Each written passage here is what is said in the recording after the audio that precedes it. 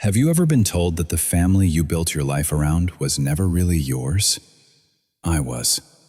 The woman I raised, protected, and paid for asked me not to attend her wedding. Not out of anger, but out of clarity. So I faced a choice: stay and accept being invisible, or leave and keep my dignity. This is not revenge, it is dignity in motion. My name is Michael Harris. I am 64 years old. I am a retired civil engineer, and for most of my life, I believed that responsibility mattered more than words. Anyone could say they loved you. Anyone could promise loyalty. But showing up every day, quietly, consistently, that was where character lived. I woke up every morning at 5:30, not because I had to, but because my body had been trained to do so for decades. Even in retirement, I followed the same rhythm. I made my coffee the same way every day: 2 scoops of dark roast, filtered water, no sugar, a small amount of cream. I stood by the kitchen window while it brewed and watched the light move slowly across the backyard. It was a habit that reminded me I was still grounded, still useful, still steady. Order was never about control for me. It was about respect. Respect for my time, respect for my home, respect for the people who shared it with me. After coffee, I folded my clothes, every shirt aligned by sleeve, every pair of socks paired and smoothed. Susan used to laugh at me for it. She said I treated laundry like an engineering project. Maybe I did. But to me, those small acts were promises to myself that I would not let chaos define my space. I wiped the counter after breakfast, even if there was nothing visible on it. I aligned the chairs after standing up from the table. I washed my mug and dried it immediately instead of leaving it in the rack. Not because I was obsessive, but because I believed that the way we treat small things reflects how we treat important ones. That was who I was long before I became a stepfather. When I married Susan, I was 47. Emily was 14. She stood behind her mother at the courthouse, arms crossed, eyes guarded. Not hostile, just observant, measuring. I understood that look. It was the look of someone deciding how much trust they were willing to offer. I never asked Emily to call me Dad. I never corrected her when she called me Mike. I never tried to occupy a space that belonged to another man. Her biological father had passed away when she was 10. I knew I could never replace that loss, and I never wanted to. My role was simpler and harder at the same time. I was there to be consistent, to be safe, to be dependable when the world felt unreliable. In engineering, we build structures that are meant to endure stress. Bridges are not designed for calm days, they are designed for storms. I approached family the same way, not as something that only existed when things were easy, but as something that needed strength when they were not. I attended Emily's school meetings. I waited outside dance rehearsals in the parking lot. I kept emergency cash in the glove compartment because Susan once mentioned that it made her feel safer. I memorized Emily's allergies. I kept spare phone chargers in my work bag because teenagers always forgot theirs. I never announced these things. I never expected recognition for them. They were simply part of being present. At work, I had been responsible for structures that carried thousands of people every day. At home, I was responsible for 2 women whose stability depended on emotional consistency more than anything else. When people asked if I had children, I used to pause. Not because I was unsure, but because the answer required care. I would say, I helped raise my wife's daughter. It felt honest. It honored her biological father and still acknowledged my role. Susan once told me that what she loved most about me was my steadiness. She said I made the house feel grounded, like nothing could collapse while I was in it. I carried that sentence with me for years. I did not need to be adored. I did not need to be celebrated. I only needed to know that my presence mattered. Being a man of structure meant accepting that you would often be invisible. Bridges do not get thanked by the people who cross them. They are only noticed when they fail. I was content with being unnoticed as long as I was necessary. I believed family worked the same way. There were nights when I sat alone in the living room after Susan and Emily had gone to bed. I would turn off the lights and leave only the lamp near the sofa on. In that quiet, I sometimes asked myself if I was building something real, or if I was just maintaining something temporary. Was I truly part of this family, or was I simply a reliable presence passing through their lives? I rarely stayed in that question long. Doubt felt indulgent. Action felt productive. And action had always been my answer. People mistake calm for emotional distance. In truth, calm is often the deepest form of commitment. It means choosing stability even when passion fades. It means choosing patience when recognition never comes. I loved Emily in the way men like me love, not with grand gestures or dramatic words, but with reliability, with protection, with silence when silence was needed. If you had looked at my life from the outside, you would have seen nothing remarkable. A tidy house, a man who paid bills on time, a husband who kept his promises, a stepfather who never overstepped. But inside that ordinary routine was a belief that shaped every decision I made. Responsibility was not something I performed. It was something I was. And I believed that if you lived that way long enough, the people around you would eventually see you not as optional, not as replaceable, but as essential. I believed that consistency would become belonging. I did not know yet how fragile that belief was, because in a few weeks, I would hear words that would force me to reconsider everything I thought I had built. And in that moment, I would have to choose whether responsibility meant staying where I was tolerated or leaving to protect the last piece of dignity I still owned. And that choice was already waiting for me. Before those words were ever spoken, before everything began to unravel, there were years of quiet effort and silent devotion that shaped who Emily and I became to each other. Emily grew up the way most children of loss do. She learned early how to hold her emotions tightly, how to stay composed even when she felt unsure. By the time I entered her life, she was already careful with affection. She did not reject me, but she did not rush to accept me either, and I respected that. Trust, I believed, should never be demanded. It had to be earned slowly.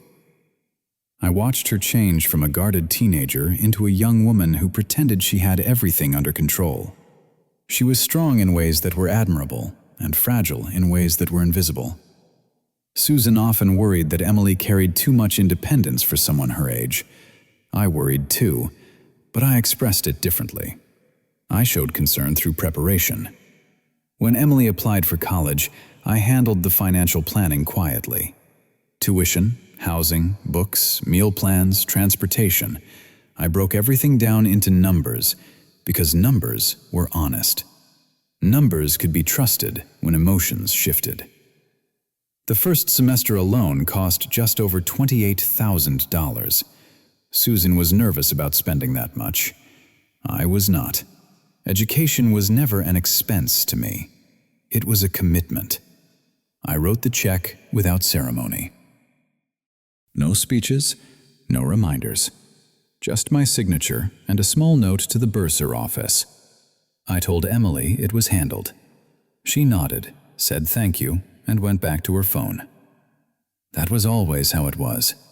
Gratitude came softly, never dramatically, and I trained myself not to need more than that. When she needed a car for campus, we did not buy new. I believed reliability mattered more than appearances. We found a used sedan with 87,000 miles on it. The engine was clean. The brakes had been recently serviced. The dealer wanted $6,800. I paid in full. Then I added insurance, roadside assistance, and maintenance coverage. I showed her how to check tire pressure, how to listen for engine sounds that did not belong, how to keep jumper cables in the trunk. She called me Mike, not Dad. Never Dad. At first I wondered if that would hurt. It did not. Names were less important than presence. If calling me Mike made her feel safer, then Mike was who I would be. There were hospital nights too. One time she fainted during a summer internship from dehydration. Susan was out of town. I drove to the emergency room at 2 a.m, sat in a hard plastic chair for 6 hours while she slept under fluorescent lights. I held her backpack on my lap like it was fragile. When she woke up, she looked at me and said, "You didn't have to come." I said, "Yes, I did." That was the only explanation I gave. There were other moments, flu seasons, broken hearts, financial mistakes. Each time I responded the same way, not with lectures, not with judgment, just with solutions. Once, she tried to start an online business selling handmade jewelry. She invested nearly $4,000 into supplies and advertising. The project collapsed within 5 months. She was embarrassed and defensive. I paid off the remaining credit card balance without mentioning it. Susan asked me if I was spoiling her. I asked Susan if responsibility was spoiling. We never truly resolved that question. Emily never asked me for emotional reassurance. She never cried on my shoulder. She did not seek my approval, but she accepted my presence. And for years, that felt like enough. Sometimes, late at night, I would sit in the garage and look at the small dent on the hood of her car from a parking lot accident. I remembered how she had called me first, not her mother. "Mike, I messed up." Not Dad. But she called me, and that mattered. There were days when I wondered if I was doing too much, if I was slowly erasing the space she needed to process her own independence. I did not want to become invisible, but I also did not want to become controlling. The balance was delicate. Am I asking too much by staying? Am I interfering by helping? Am I trying to earn something that should not need earning? Those questions stayed with me more than I admitted. Susan once said that Emily did not show love the way most people did, that she had learned early that attachment could disappear. I believed that. It explained her distance. It justified her reserve. So I stayed patient. When people spoke about sacrifice, they imagined dramatic acts. But real sacrifice was quieter. It was choosing not to be acknowledged. It was choosing consistency when emotional reward was minimal. I never posted photos of Emily online. I never spoke about my role publicly. I did not need validation. I only needed the knowledge that she was safe. Years passed that way. By the time Emily turned 27, she had a stable job, a solid circle of friends, and a confident demeanor. She seemed whole, and part of me believed I had helped build that stability. Not as a father, not as a replacement, but as a foundation that never moved. Still, in the quietest parts of my heart, the question lingered. Would I ever be more than just Mike? Would I ever be seen as family, or only as function? I never asked that question aloud. Asking would have felt like bargaining, and love, I believed, should never sound like negotiation. I told myself that being needed was enough. I told myself that presence did not require permission. I told myself that loyalty did not need a title. And for years, I believed those things. Until the day Emily told us she was getting married. Because that announcement did not just mark a new chapter in her life, it forced me to confront what role I truly played in it. And I did not yet know that the answer would be far more painful than any doubt I had ever carried in silence. When Emily announced her engagement, I believed it was the moment when all those years of quiet effort would finally find their place. Emily told us she was engaged on a quiet Sunday afternoon. Susan was in the kitchen slicing apples, and I was reading the newspaper at the dining table. Emily stood near the doorway, her hands folded together, her voice controlled but excited. I said yes, she told us. Susan dropped the knife into the sink and covered her mouth with both hands. She crossed the room and hugged her daughter tightly. I stood up more slowly, as if I needed a second to understand what those two words truly meant. A wedding was not just a celebration. It was a transition. It was the moment when families declared who belonged and who stood where. Emily said they were thinking of Napa Valley, a vineyard, late summer, warm light, long tables, simple elegance. She spoke of it calmly, as if she had already rehearsed the vision in her mind. I nodded. I listened. And inside, something unfamiliar stirred. Hope. Not the loud kind, not the kind that makes promises. The quiet kind that simply waits. Later that evening, Susan sat beside me on the couch. She rested her hand over mine. "This is big for her," she said. "It is," I replied. Then she smiled, a little nervous, a little tender. "Michael, maybe this is when everything finally settles. Maybe she's ready to see you as family."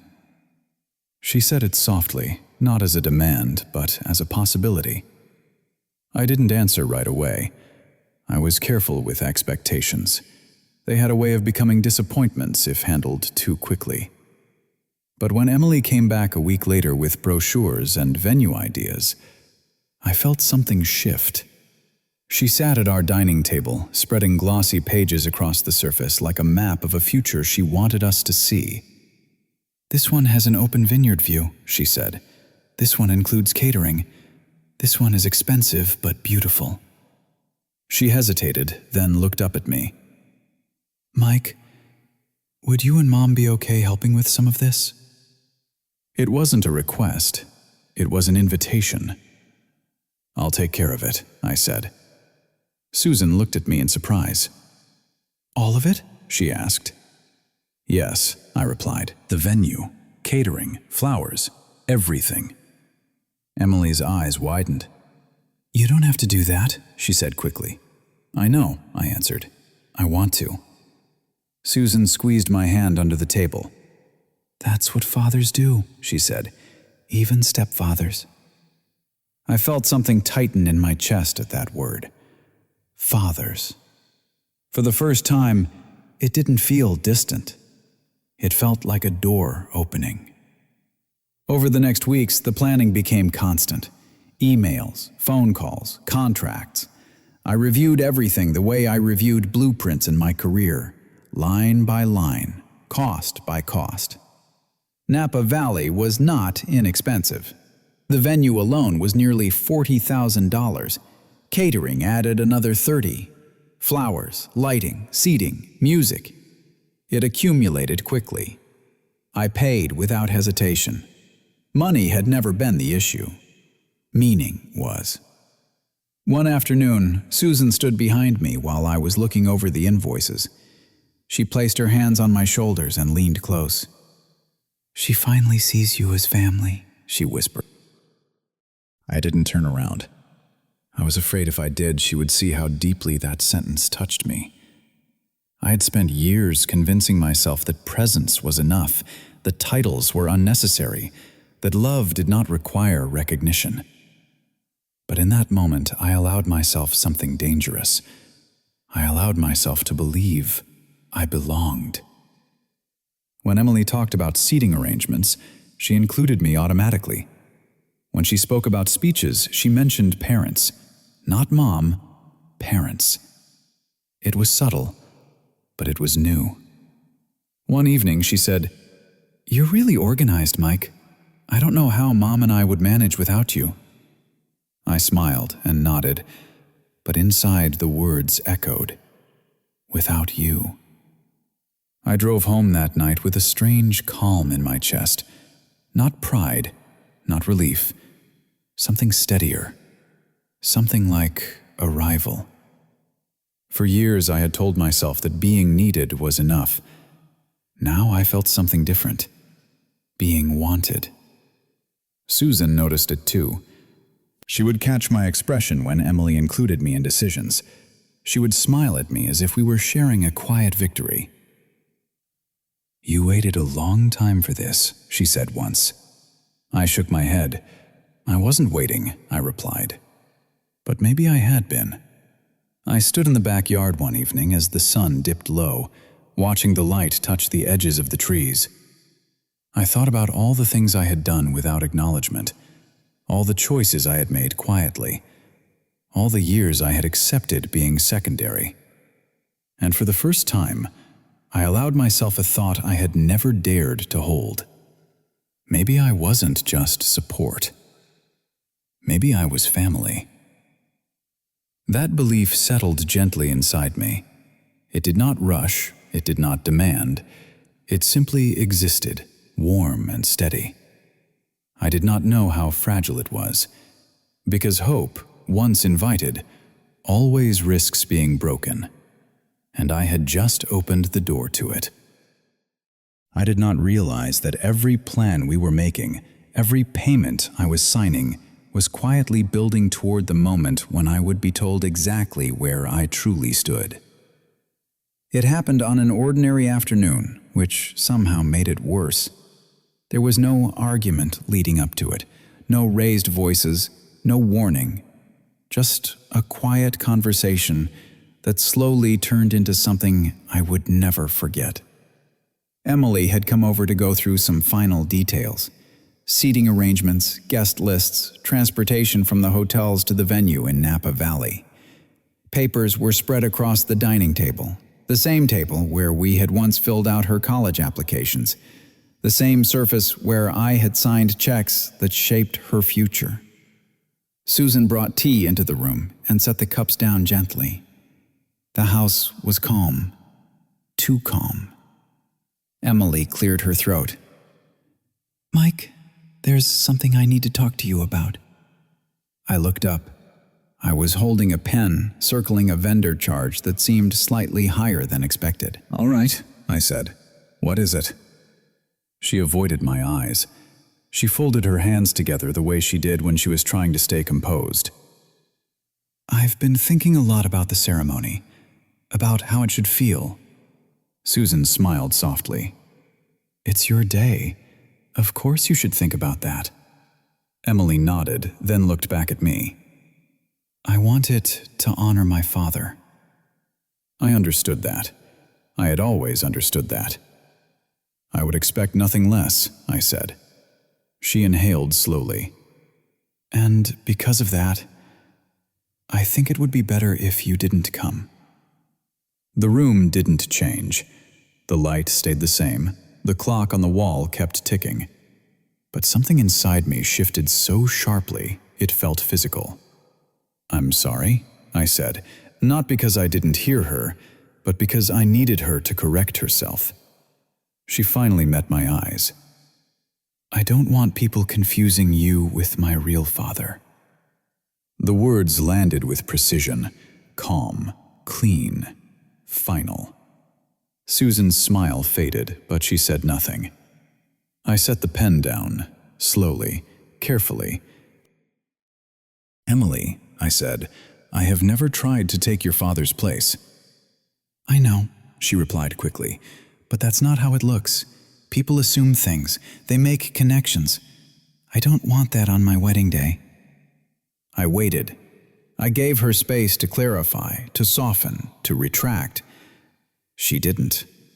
"And," she continued, her voice steadier now, "you were just the one who paid, not the one who belonged." I heard the clock. Tick, tick, tick. Susan was staring at the table. Her hands were folded in her lap. Her silence was louder than any sentence. I didn't respond immediately. I wasn't searching for words. I was searching for balance. I needed to keep myself upright inside something that had just collapsed.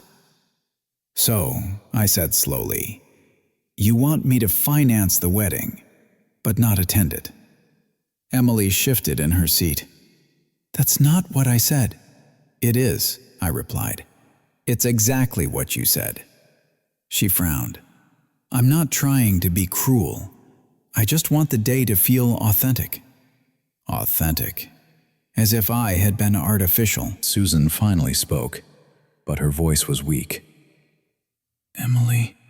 Emily lifted her hand slightly, stopping her. "Mom, I need to say this." Susan closed her mouth again. I studied my stepdaughter's face. She didn't look angry. She didn't look embarrassed. She looked resolved, as if she had rehearsed this in her mind and was relieved to finally speak it aloud. "Mike," she said, "you've been generous. You've helped a lot. I appreciate that. But family is different. Family is blood. It's history. It's connection." "And I am what?" I asked. She hesitated, just briefly. "Your support," she said. "Your stability. But you're not my father." I nodded once. "I have never claimed to be." "But you've acted like you had the right to be here," she replied. "Involved, centered, like you belonged." The word again, belonged. Susan's eyes filled with tears, but she still did not speak.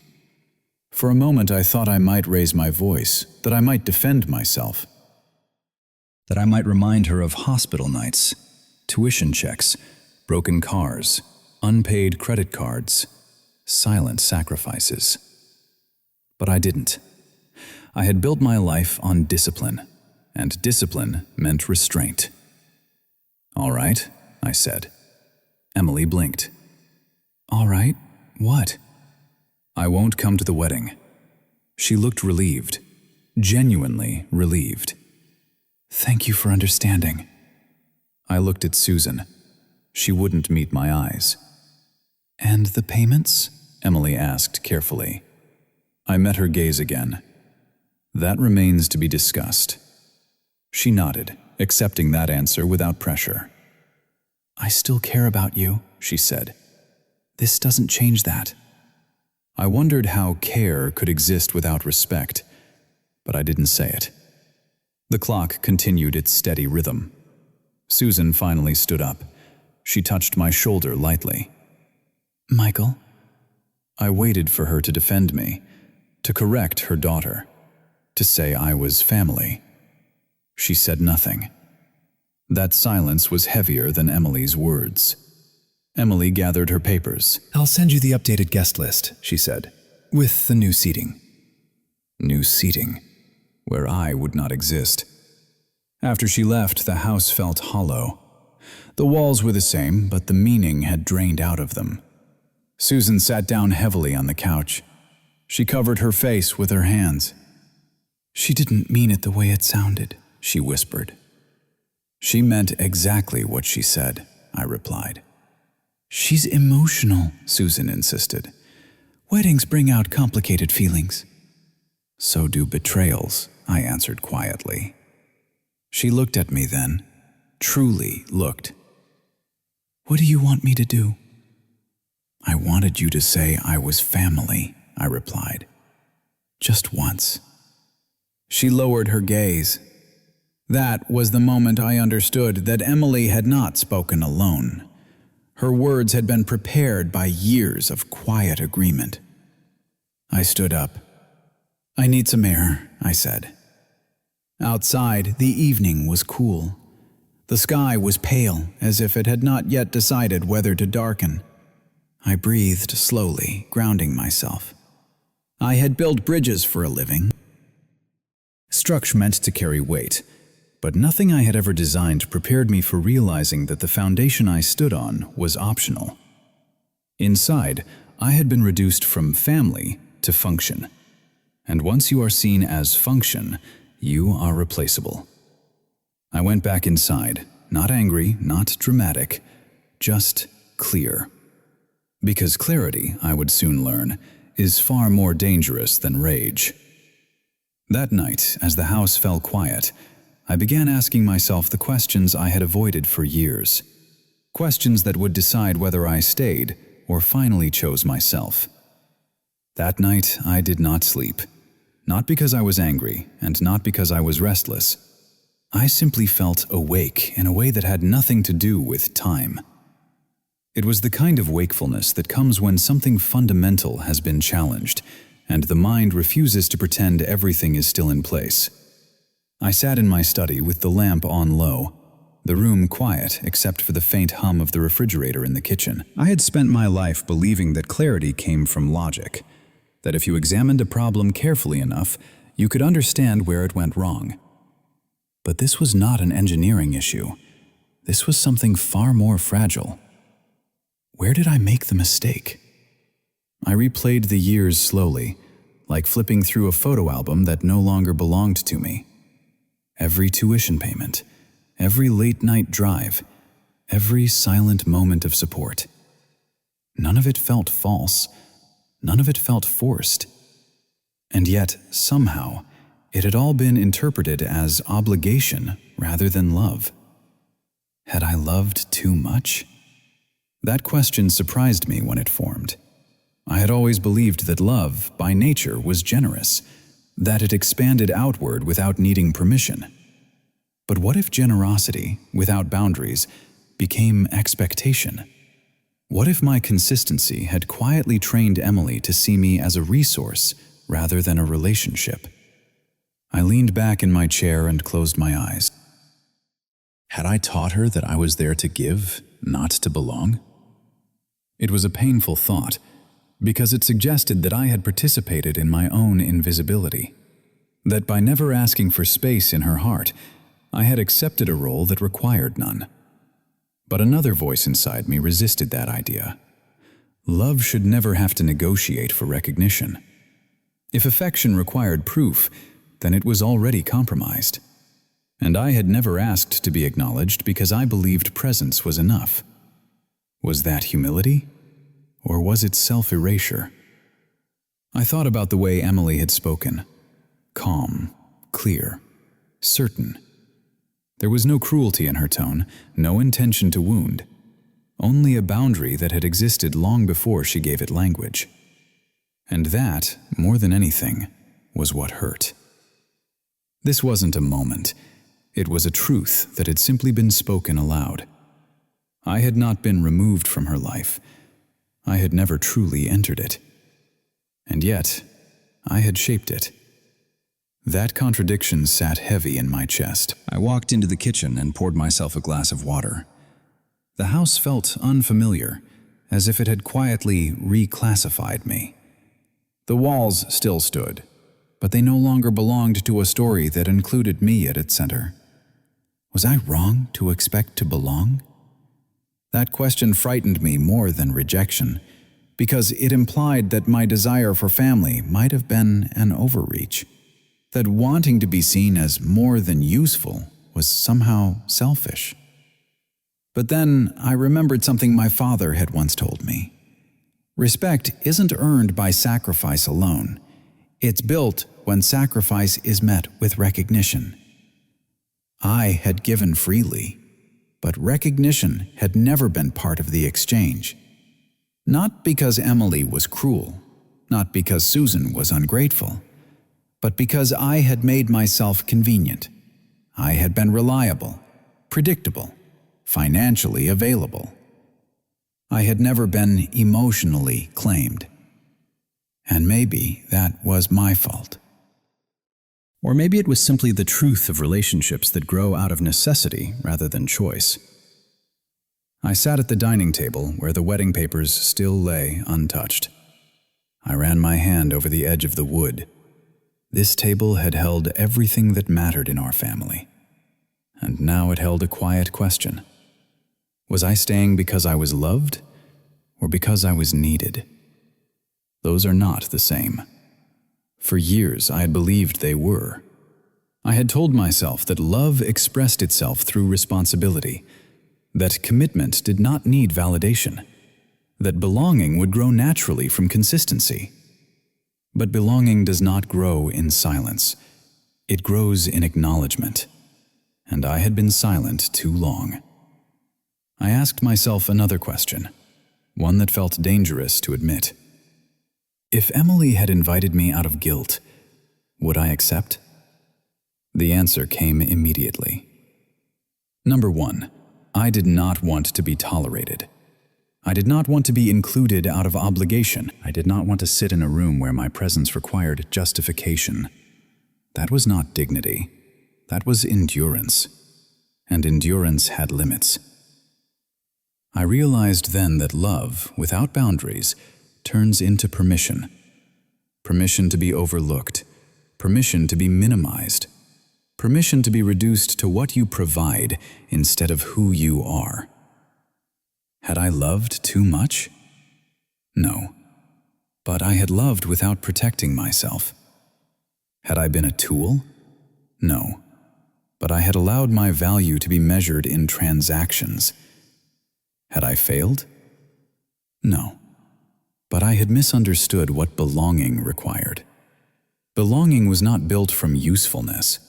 It was built from mutual recognition. I had given one. I had never received the other. And that was not love's failure. It was clarity. For the first time, I allowed myself to feel something new. Not bitterness, not anger, but a quiet respect for my own presence. For the years I had offered stability without demand. For the man I had been, even when no one named him. I was not disposable. I was not optional. And I was not invisible. I had simply been misunderstood, and perhaps, in some ways, I had misunderstood myself. The question now was not whether I had loved too much. It was whether I was willing to continue loving without being seen.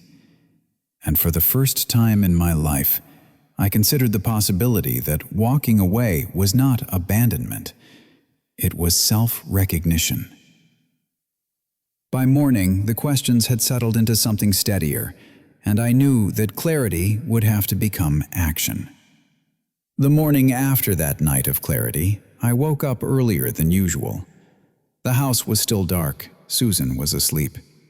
Nothing looked different, and yet everything was. I moved quietly, not because I was hiding, but because I did not want my resolve to be interrupted by emotion. I made coffee and sat at the kitchen table without drinking it. I let the warmth rise from the mug and steady my breathing. Then I picked up my phone. The first call was to my lawyer. Her name was Diane Carter. We had worked together years ago when I retired and updated my estate documents. Her voice was calm, professional, unchanged. "Michael, what can I help you with?" "I need to understand my options," I said. "About assets, about separation, about protecting what is mine." She did not ask why. She did not offer comfort. She simply said, "We can meet today." That was the first moment I understood how final this was becoming. The second call was to my bank. I asked for a full breakdown of all accounts, joint accounts, individual accounts, investment holdings, trust structures. I listened as numbers were read to me, as if they belonged to someone else's life. I asked for everything to be clearly categorized, nothing shared without intention, nothing left vague. The woman on the line asked gently, "Is everything all right, Mr. Harris?" "Yes," I replied. "For the first time in a long time, it is." The third call was to a real estate agent named Mark Wilson. He had sold us the house when Susan and I moved in together. He knew its value. He knew the market. "I want to list the house," I said. There was a pause. "That's sudden." So was being told I don't belong, I thought, but I didn't say it. "How soon?" he asked. "As soon as possible," I replied. Each call was short, precise, controlled. I did not raise my voice. I did not explain myself. I simply moved forward. By noon, I had 3 appointments scheduled: legal, financial, property. Not because I was running, but because I was standing still for the first time in years, and I finally knew where I was. I felt no anger, no desire to punish, no hunger for revenge, only a quiet understanding that dignity does not announce itself. It organizes itself. I walked through the house slowly after those calls. I touched the back of the sofa, the edge of the table, the doorframe of the room where Emily used to sleep. These were not gestures of farewell. They were acknowledgments. I was not erasing my history. I was honoring it by refusing to stay where it was no longer recognized. This was not disappearance. It was alignment. I was not taking something away from them. I was returning something to myself. And in that silence, in that controlled sequence of decisions, I felt stronger than I had in years. Not because I was powerful, but because I was honest. For the first time, my actions matched my worth. Once the foundation was set, there was only one truth left to confront, and it waited inside a document I had created long before this pain ever existed. There was one document I had not touched yet, one decision I had postponed for years because it carried more meaning than any check I had ever written. 10 years earlier, when Emily was still in college, I had created a trust fund in her name. I never told her. I never told Susan either. It was not meant to be a gesture. It was meant to be a foundation. Something that would exist whether I was acknowledged or not. The fund was designed to support 3 things: her future home, her continuing education if she ever needed it, and her financial security if life turned unexpectedly. It was not enormous, but it was solid. A quiet promise that she would never have to start from nothing. At the time, I remember signing the paperwork and thinking, this is what fathers do. Not for praise, not for control, but for protection. That morning, I opened the folder that held the original documents. My name was on every page. My signature, my intention, my faith in who she could become. Canceling it took less than 15 minutes, not because it was insignificant, but because I had already made the real decision the night before. The clerk on the phone asked me if I was sure. Yes, I said. She asked if I wanted to transfer the assets. No, I replied. Close it. There was no tremble in my voice. Before I filed the final request, I made a copy of everything. Every page, every clause, every number. I placed them in a clean envelope and wrote her name on the front. Inside, I added a letter, just 1 page. It said, "This wasn't money. This was my faith in you." It was never about control. It was never about obligation. It was about believing that you were my family, even when I never asked to be called your father. I built this because I trusted the woman you were becoming. I am closing it because trust requires mutual recognition. I hope you find the future you want, but it will no longer be built on my silence. I sealed the envelope and left it on the dining table where she had once spread out her wedding plans, the same place where she had told me I did not belong. This was not punishment. It was truth. For the first time, my actions were no longer invisible. They carried meaning whether they were welcomed or not. I did not feel powerful. I felt honest. And honesty, I had learned, was far heavier than anger. When Emily finally read what I had left behind, the clarity she had once spoken so calmly would return to her in a form she never expected. Emily called 3 days after she found the envelope. I recognized her number immediately, but I did not answer right away. I let it ring once, then twice. Not to punish her, but to prepare myself to listen without softening what needed to be said. When I finally picked up, her voice was already shaking. "Mike, I read what you left." I said nothing. "I didn't know," she continued. "I didn't know you had done that. I didn't know you believed in me like that." "You never asked," I replied gently. She inhaled sharply. "I was wrong. About everything. I was selfish. I was careless. I didn't understand what I was taking for granted." Her words came quickly now, tangled with emotion. "I want you at the wedding. I want you there. I want you to walk me down the aisle if you're willing." I closed my eyes, not because I was tempted, but because I needed to remain steady. "Emily," I said, "this is not about a seat or a role." "I know," she insisted. "It's about family. And you are family. You always were. I was just too blind to see it." The silence between us was long and heavy. I could hear her breathing, uneven and desperate. "And the trust," she added. "I don't care about the money. I didn't realize what it meant." I believed her, but belief was no longer the point. "Respect doesn't start when consequences appear," I said quietly. "It starts when choices are still easy." She began to cry openly then. "Please don't do this. Please don't leave." "I'm not leaving to hurt you," I replied. "I'm leaving because I finally see myself clearly." "But I'm saying I'm sorry," she whispered. "I truly am." "I know," I said, "and that matters. But apology doesn't always undo reality.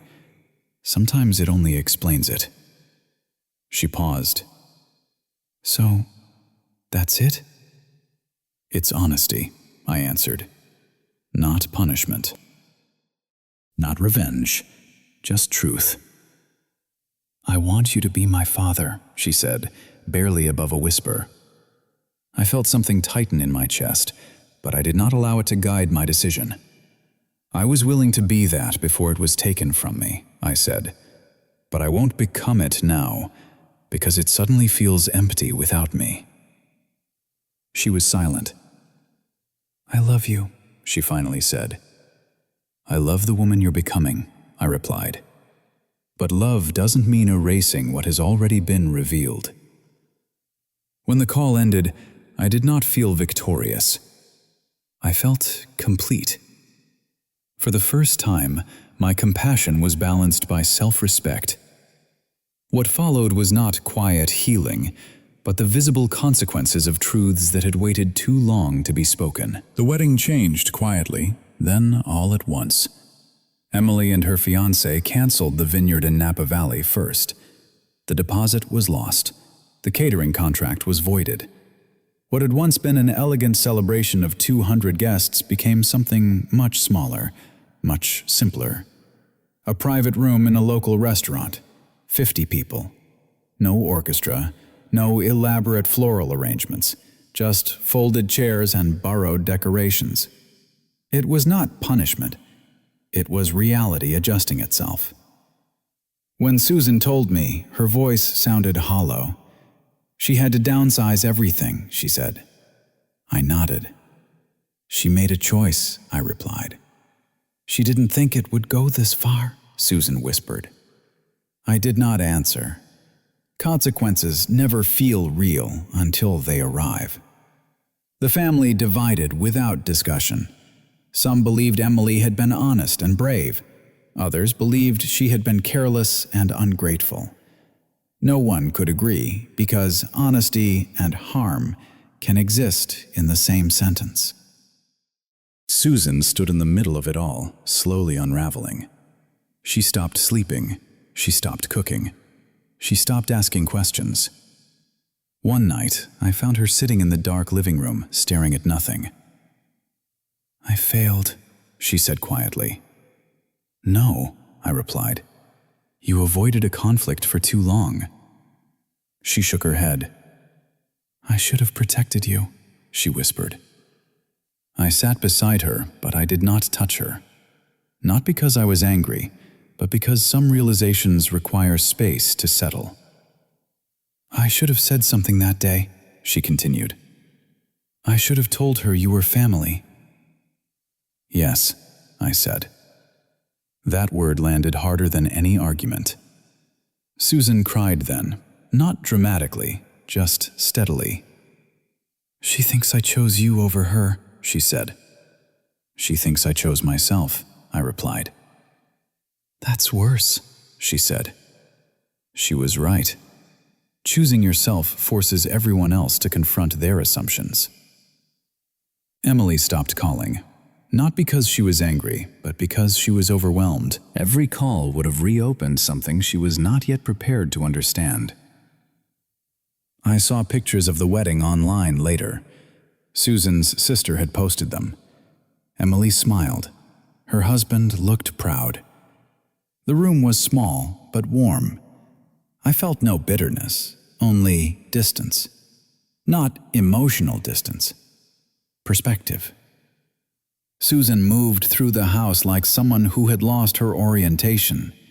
She was torn between her daughter's pain and her husband's truth, and neither side allowed her comfort. "I never wanted this," she said once.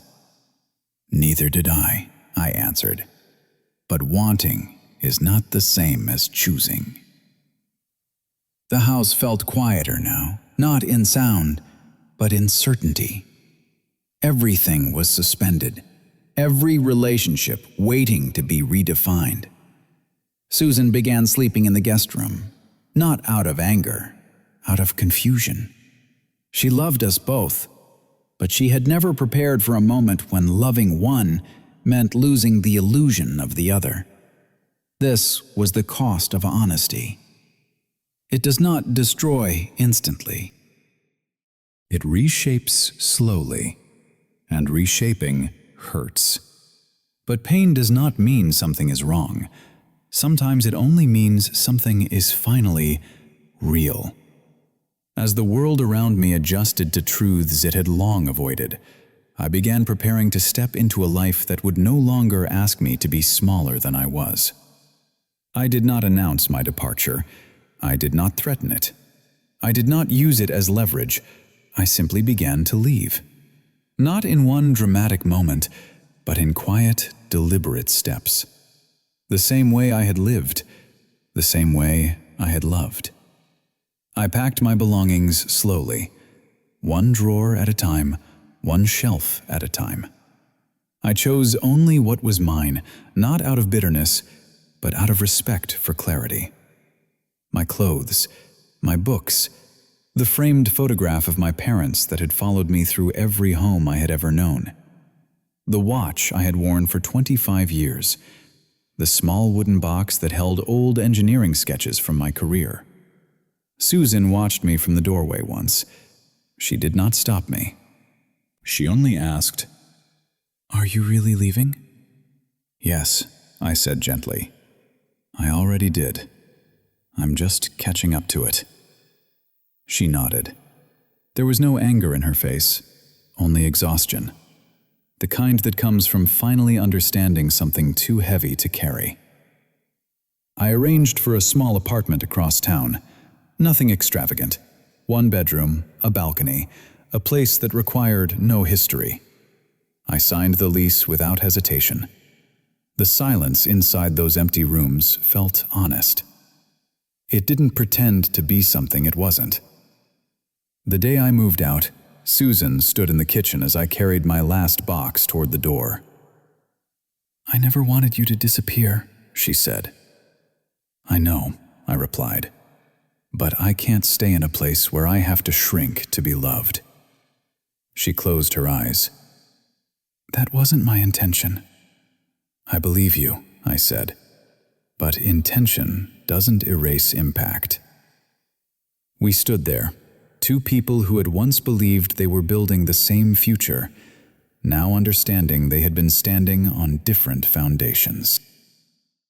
I did not hug her, not because I didn't care, but because hugs can sometimes soften truths that need to remain firm. I walked out quietly. No slammed doors, no final speeches, no bitterness, just dignity. I did not leave because I was unwanted. I left because I refused to remain where my presence had to be justified. There is a difference. The first night alone, I slept deeply. Not because I was relieved, but because I was no longer divided inside. My thoughts were aligned with my actions. My worth no longer depended on being recognized by others. I thought of Emily, not with anger, not with regret, but with a kind of sorrow that comes when love has reached its boundary. Some relationships are meant to change, not continue. And some endings are not failures, but completions. I had given what I had honestly. I had loved without manipulation. I had supported without demand. What happened afterward did not erase that truth. Walking away did not mean I erased my past. It meant I refused to abandon my future. I was not disappearing out of spite. I was stepping forward out of respect for myself. And that is a form of courage people rarely recognize, because it does not shout, it does not accuse, it does not seek validation. It simply moves on. I locked the door behind me, not as a rejection, but as a boundary. A quiet promise to myself that my life would no longer be built on permission. For the first time in many years, I was not someone's role. I was my own responsibility. And that was enough. What waited for me was not emptiness, but a life shaped by peace rather than endurance. I moved to a small coastal town in Oregon, a place where the mornings smelled like salt and pine, and the nights were quiet enough to hear my own breathing. My house was modest, 1 floor, 2 bedrooms, a narrow porch facing the ocean. Nothing impressive, everything sufficient. Each morning I walked along the shoreline. The sand was cool beneath my shoes, and the waves moved with a patience I had forgotten people could have. No expectations, no explanations, just movement and rest, in perfect balance.